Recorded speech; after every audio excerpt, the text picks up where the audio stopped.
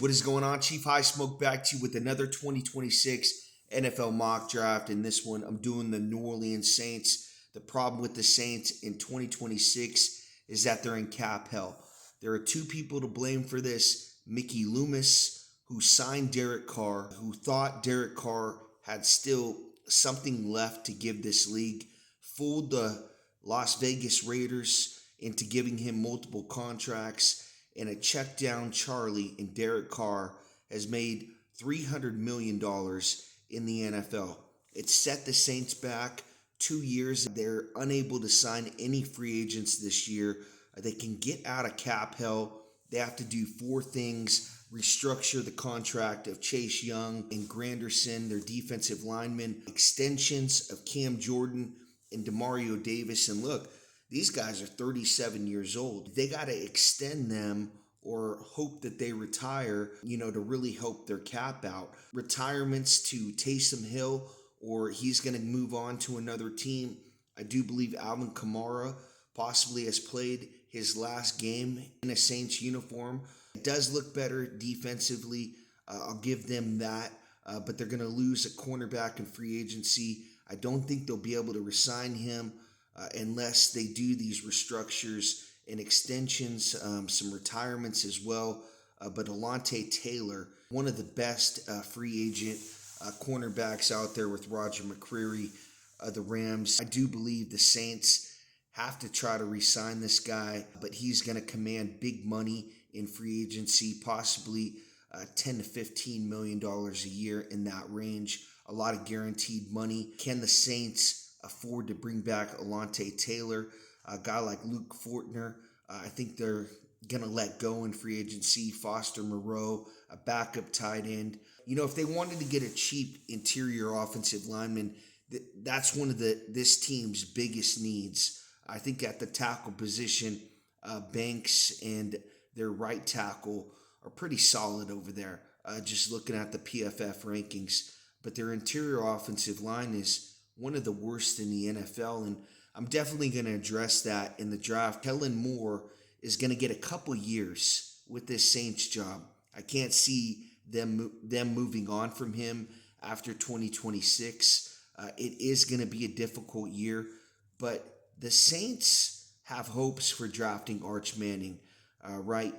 His grandpa, Archie, played for the Saints, and I really think that in 2026 they're going to go with Tyler Shruck.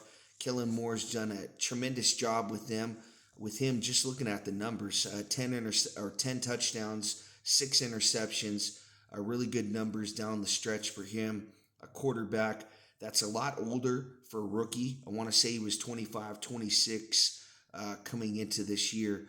But Tyler Shruck played well down the stretch for the Saints and will be their starter in 2026. We'll see what happens, what they want to do in 2027.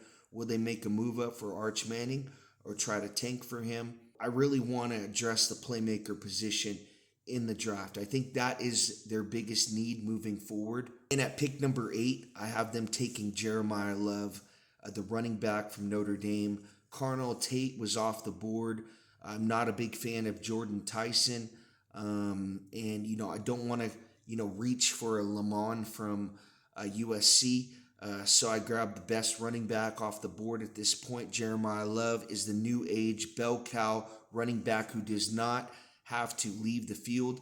Love is a dynamic and explosive running back who possesses the skill set to be a complete weapon in the NFL. He combines home run, top end speed with route running and pass catching ability to impact the offense in multiple ways. Love, listed at 6 foot, 214 pounds, who entered Notre Dame as a 4-star recruit in 2023. He brings a sprinter speed from his background in track and field. His fastest 100-meter dash was 10.76 seconds at the prep level. Last season, Love rushed for 1,125 yards and 17 touchdowns, averaging 6.9 yards per attempt. He owns Notre Dame's record for the most consecutive games with a rushing touchdown. And you got to remember, Love also last season played with Prince, who's a top-rated running back as well. Notre Dame really had a two-headed monster at that running back position. Or Love very easily could have gotten into that 1,600, 1,700 range for Notre Dame. He's definitely a day one starting running back in the NFL. And, Genty was probably rated a little higher coming out, I'd say. But Love has that home run, top end speed, something that Genty didn't have in his rookie year. He did bust out a couple 50, 60-yard runs, but you never really saw that home run speed from Genty in his rookie year. So I do think Love can come into the Saints right away and help this team out. Kamara last season had like 150 carries for less than 500 yards. So this team needs help at the running back position. Keontae Ingram coming off injured reserve. They don't have, anybody that can, take the pressure off Tyler Shruck in the backfield. So I like them grabbing Jeremiah Love, a running back from Notre Dame, at pick number 8. At pick number 42, I have them taking Romello Height, edge rusher from Texas Tech. Height uses advanced pass rush moves and sets them up well. He will use cross chops and spin moves often and has flashed the flexibility and burst to throw off a ghost move at tackles to dip around the corner and protect himself from getting knocked off track. Height is a smaller edge rusher, and his performance on the All-Star circuit against top competition could go a long way to silence the questions about his size. His combine measurements and testing will be valuable addition to his evaluation as well. Height has been a little bit of a journeyman through his college career, 4 different programs across 6 seasons. Although he has an experienced college career in 2025, doubling his career totals and pressure metrics, critics may question whether his production was a byproduct of the collective violent defensive front at Texas Tech he was a member of. So at pick number 42, I have the Saints taking Romello Height, an edge rusher from Texas Tech. At pick number 73, I have the Saints taking Keontae Scott, a cornerback from Miami. Scott is a versatile, physical defensive back known for his elite nickel corner skills, strong run support, blitzing ability, and fluid hips, but his lack of ideal size, length, and average long speed might limit him to a slot role in the NFL. Despite his high-level playmaking skills, he really reminds me of Tyrann Mathieu, the Honey Badger. So I like Keontae Scott at pick number 73 to the Saints. At pick 132, I have them taking Keelan Rutledge, a guard from Georgia Tech. Georgia Tech loves to run the football. They got an option type of an offense. I think this would be a good fit, being that the Saints really need guards and centers too. Eric McCoy can't stay healthy. 14 games in the last 2 years. So I have them picking up a guard here in the 4th round at pick 132, Keelan Rutledge, a guard from Georgia Tech. At pick 136, I have them taking a playmaker, a wide receiver, CJ Daniels from Miami. You guys saw him in the national championship game. Made a ton of plays. It would be a steal for them to get them this low in the draft.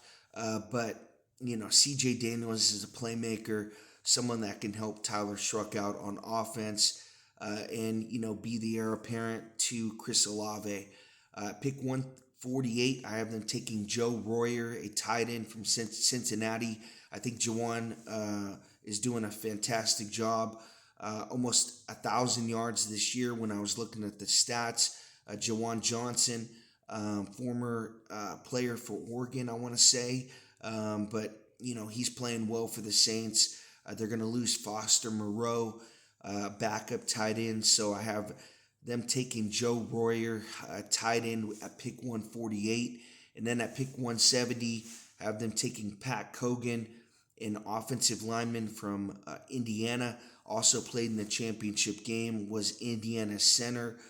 Did get beat a bunch in that game, but Miami's defensive line has a ton of NFL draft picks. So Coogan played well all year, and the Saints pick him up at the back end of this draft at pick 188. I don't know what they're going to do with Spencer Rattler, possibly move on from him, but I have the Saints grabbing a quarterback at the back end of this draft in the sixth round with their last pick in this draft. Guys, appreciate you for watching. If you can, go check out my buddy Daniel Berry Sports Highlights. Daniel does highlights on the NFL, MLB, NBA daily. Good channel to sub to if you can't watch the games. Daniel usually has that highlight. Also does play-by-plays on the Dodgers, Rams, and Lakers. Go over there and just show them some love. That's Berry, Berri, Daniel Berry Sports Highlights. Appreciate you guys for watching.